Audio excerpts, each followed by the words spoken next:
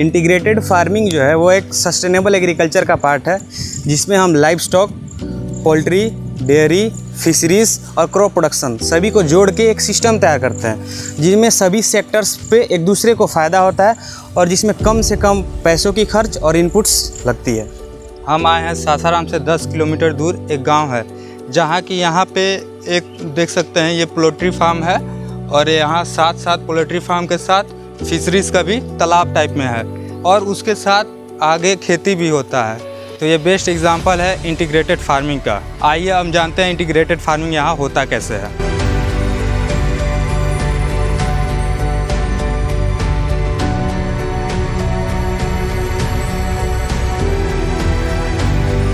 आइए हम एक किसान से मिलते हैं जिनका ये पोल्ट्री फार्म है, वो हमें अच्छे से समझाएंगे कि ये इंटीग्रेटेड फार्मिंग होता कैसे है। तो जो आप इंटीग्रेटेड फार्मिंग करते हैं तो इसकी मतलब सोच आपको कहाँ से मिली? पोल्ट्री लाइन में आने का मेरा एक उद्देश्य है, जो कि कृषि को जागरूक करना और कृषि के साथ साथ पोल्ट्री फार्म और फिशरी फार्म दोनों साथ प्लस कृषि दोनों साथ तीनों किया जा सकता है। इसमें बहुत ज़्यादा टाइम नहीं देना होता है, 2 से 3 घंटा इसमें देना होता है और आधा घंटा फिशरी विभाग मछली पालन में देना होता है। ये एक्स्ट्रा प्रॉफिट होता है किसानों का, जिसमें कि 1000 पीस पे मान के चलिए 15 से 20,000 रुपया प्रॉफिट होता है किसानों का, जिसमें कि बाकी कंपनी द्वारा सब खर्च वहन किया जाता है। इसमें देख रेख केवल किसान को करना होता है, जिसमें कि बिजली बिल, भूसी खर्च, यही मेंटेनेंस यानी लेबर मेंटेनेंस खर्च फार्मर के जिम्मे रहता है, नहीं तो बाकी सब कंपनी वहन करती है। और इसके साथ साथ इसमें का जो वीट होता है ये जैविक खाद के रूप में यूज़ किया जाता है, जो कि इसमें कोई लागत खर्च नहीं है। और इसका फ़ायदा जो है, जैसे लोग डाई खाद यूज़ करते हैं, ये डालने के बाद खेत में डाई का कोई ज़रूरत नहीं है।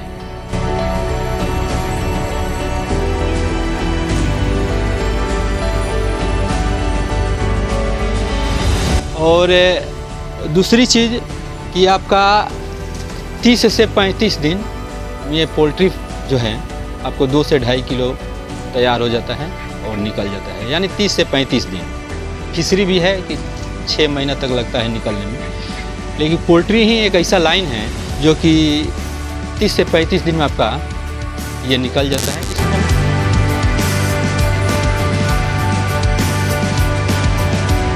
प्रॉफिट है, प्रॉफिट के साथ साथ थोड़ा सा वही है कि हार्ड वर्क है, 2 या 3 घंटा है, लेकिन हार्ड वर्क है इसमें। तो इसमें आपको लेबर भी लगते होंगे इस सबको देखने के लिए? हाँ, लेबर कॉस्ट आता है एक, जिसे 2000 या 2500 के सेट पे एक लेबर अपना संभाल लेगा, जो कि मान लीजिए 6 से 7,000 रुपये महीना उसको देना होता है।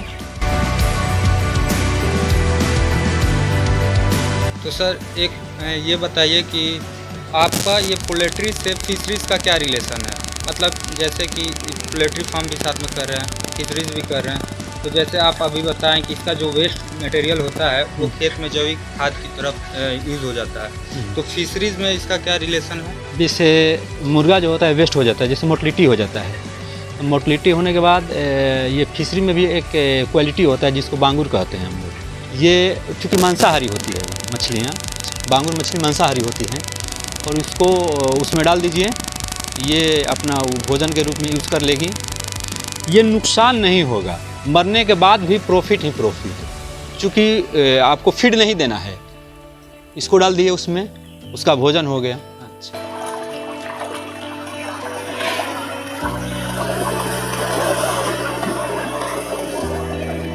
इसका टोटल शुरू से लेकर के लास्ट तक मानकर चलिए 5 लाख टोटल कॉस्ट आया था, बर्तन वर्तन सब। पोल्ट्री फार्म का? हाँ, पोल्ट्री का। फिशरीज का? फिशरी में भी मानकर चलिए कि तैयारी तक, जिसे मान लीजिए 7,000 8,000 का बच्चा का आपको तैयार करना है 700 या 800 किलो साइज में, तो मानकर चलिए कि 5 लाख रुपया उसमें भी कॉस्ट आएगा 8,000 बच्चा को तैयार करने में। अच्छा, फिशरीज में कौन कौन सा मछली मतलब अभी आप डाले हैं अपने तालाब में?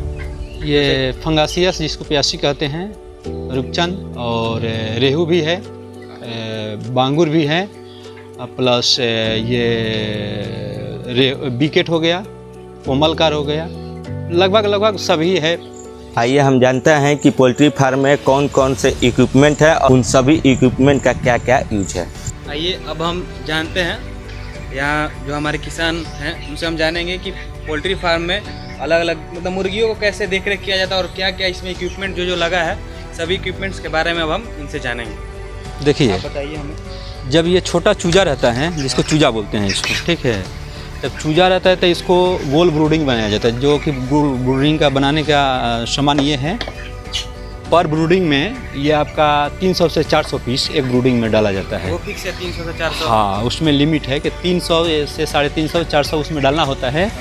और छोटा के लिए ही ये वाला फीडर है, इसको फीडर बोलते हैं, ठीक है। अभी और इसमें जो ये है कौन सा चीज़ है ये आपका है B2, यानी इसको 2 नंबर कहते हैं। हाँ। इससे छोटा दाना चलता है उसको B1 कहते हैं, हाँ। माने प्री स्टार्टर उसको कहते हैं। और ये हो गया B2, उसके बाद B3 यानी जिसको फिनिशर कहते हैं। हाँ।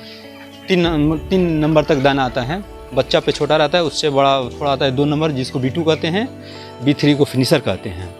उसके बाद ये आपका ये भी बर्तन जिसको फीडर बोलते हैं, ठीक है, ये फीडर है, इसमें दाना है इसको खाने के लिए। ये ड्रिंकर है, पानी ऑटोमेटिक, हाँ ऑटोमेटिक है। ये देखिए टंकी है सामने, टंकी 24 घंटा इसमें पानी अवेलेबल रहता है। वहाँ पानी रहेगा आपका टंकी में। हाँ। तो इस पाइप के माध्यम से बराबर इसमें पानी आता रहेगा। और ये फीडर हो गया, बड़ा फीडर। जैसे ही मुर्गा बड़ा होता है तो ये बड़ा फीडर में अपना ये बच्चे के लिए बर्तन है, अभी लगा हुआ है, दोनों में यूज़ होता है, बड़ा छोटा दोनों में। और ये बड़ा के लिए स्पेशल होता है।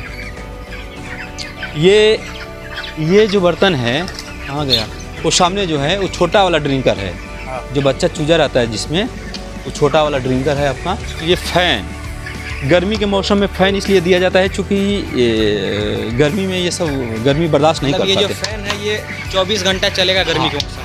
24 घंटा चलेगा गर्मी के मौसम में। ठंडी के मौसम में इसको हीटिंग का व्यवस्था किया जाता है।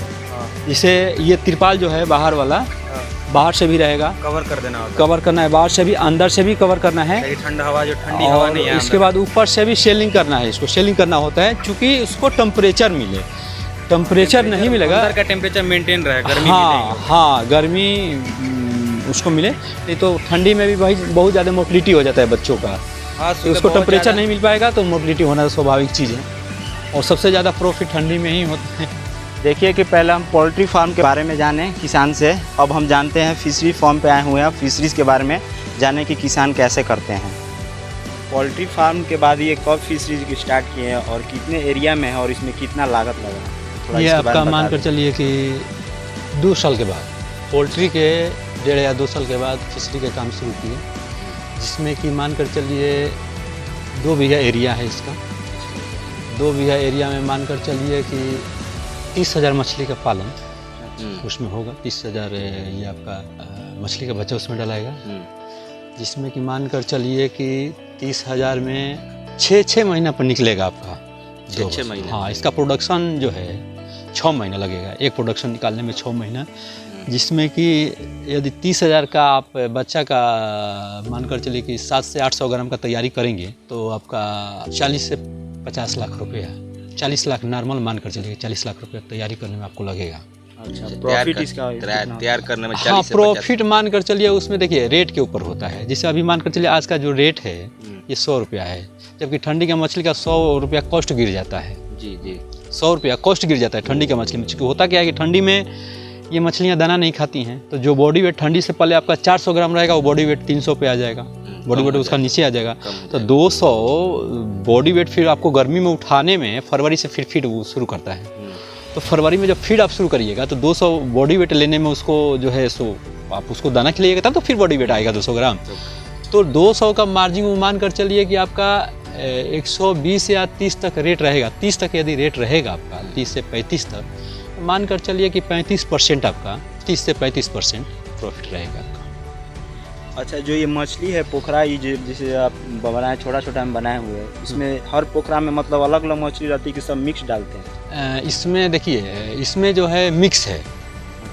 अब इसमें होता क्या है, जिसे मतलब फिशरी में कि 3 क्वालिटी की मछली होती है, जिसमें एक मछली होती है कि लेयर पे रहती है, निचली सतह पे। अच्छा, जिसको जमीन नहीं निचली सतह यानी जमीन पे। जैसे आपका हो गया रोहू हो गया, चोटीदार जो कि होते हैं, मछलियाँ महंगा बेचते हैं, 250 किलो के रूप में निकलती हैं। और ये शिंगिल हो गया, शिंगिल में इसमें आप डाल सकते हैं, कोई दिक्कत नहीं, वो चूँकि वो भी ज़मीन पर आती है। फंगासियस प्यासिस जो होती है वो आपका ऊपरी सतह पे रहती है, वो ज़मीन पे मछलियाँ नहीं रहती है। तो इसमें 3 क्वालिटी का मछली डाल, एक मछली होती है जो कि बीच सतह में रहती है। अच्छा, वो कौन सी मछली है? वो आपका जैसे ये रूपचंद उपचंद हो गया, बिचली सतह पे ही रहती है, बीच में। हाँ, बीच वाले सतह पे। तो कुछ ऐसी मछलियाँ हैं, उसको एक ही जगह पे, एक ही स्पेस में उसको 3 लेयर में आप पालन कर सकते। अच्छा, ये देखिए, जैसे इसमें आप जैसे चोटीदार डाल दिए, जैसे रोहू हो गया, रूपचंद हो गया, शिंगिल हो गया, वो आपका एक्स्ट्रा प्रॉफिट। एक्स्ट्रा प्रॉफिट का मतलब हो गया कि जैसे आप दाना डालें, आप फीड डालें ना, तो उस समय आपका केवल प्यासी जो होती है या रूपचंद जो होता है, तो प्यासी जो होती है आएगा, अपना दाना खाएगा, चला जाएगा। जो वेस्टेज दाना होता है, जो वेस्ट दाना होता है, वो किनारे लग जाता है आकर। या मान लीजिए उसको खाने से ज़्यादा जो दाना हो गया, एक्स्ट्रा जिसको कहते हैं, जैसे मान लीजिए 2 किलो एक्स्ट्रा हुआ तो 50 रुपये के जी दाना है, आपका 2 kg में वेस्ट हुआ तो 100 रुपये आपका वेस्ट गया। तो वो जो दाना है, जो 2 kg वेस्ट आपका गया, तो जो रूपचंद जिसको बोलते हैं, वो लास्ट में आकर के वो दाना आपका सब यूज़ कर लेगा, सब खा जाता है। अच्छा, जो ये पोखरा है, एक दिन में कितना आप दाना डालते हैं इस पोखरा में? कब डालते हैं? ये देखिए, इसमें दाना 2 बार डाला जाता है, एक सुबह एक शाम, जिसमें कि ये आपका जैसे मछली की क्षमता के अनुसार दाना भी डाला जाता है। मछली को दाना हम लोग कैसे डालते हैं तालाब में? अच्छा, ये जो है ना, ये मछली का जो दाना होता है, इसको फैला कर डालना होता है। चूँकि फैला कर आप मछली का दाना डालिएगा तो हर मछली को मिल जाएगा। एक जगह डालिएगा ना तो हर मछली को उसका फीड नहीं मिल पाएगा भोजन, इसलिए दाना को फैला कर डाला जाता है कि हर बच्चा को, छोटा से लेकर बड़ा तक, सबको दाना मिल जाए।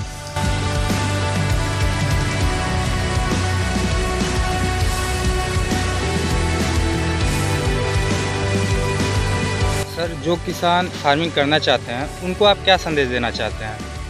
देखिए, किसानी के साथ साथ ये पोल्ट्री लाइन जो है खूब आराम से कर सकते हैं। 1-2 घंटा टाइम देना होता है उसमें।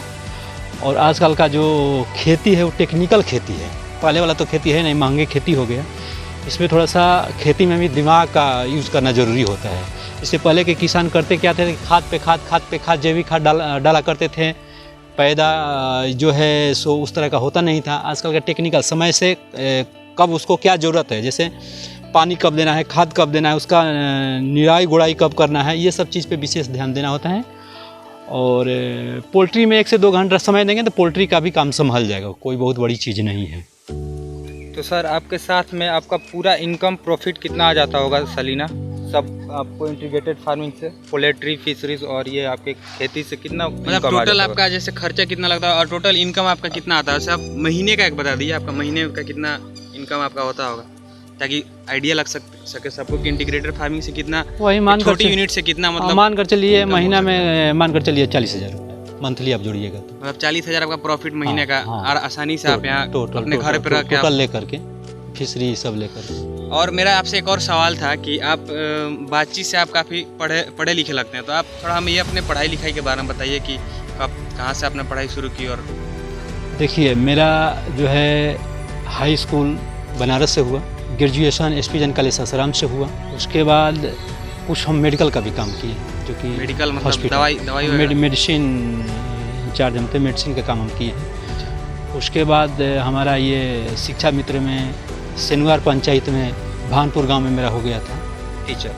शिक्षक में, जो कि मतलब आपने सोचा कि जैसे ये जो नौकरियां हैं, नहीं, उस समय देखिए जब हुआ था तो उस समय 2,500 का था। हाँ। उस समय 2,500 मतलब मानदेय था। सोचा कि इनमें इतना फायदा नहीं होगा और ये जो मतलब इंटीग्रेटेड फार्मिंग आप घर पर रह के कर वही सकते हैं। वही हमने थोड़ा सोचा सा स्टार्टिंग में पैसा कि लगाना है, 2,500 हमको उस समय मिल रहा था। हमने सोचा कि 2,500 में तो मेरा गाड़ी का कॉस्ट आ जाएगा, उससे ज़्यादा आ जाएगा, तो फिर मेरा प्रॉफिट का हो। वही आजकल का अपना डेवलपमेंट जरूरी है, हाँ, डेवलपमेंट नहीं तो हो इसी पाएगा वजह से फिर हमने वो सब छोड़ छाड़ के अपना बिजनेस लाइन में लग गए। और कुल मिला जुला कर बिजनेस में मेहनत है, प्रॉफिट भी है। जी बहुत अच्छा लगा आपसे बात कर बहुत बहुत धन्यवाद। आपने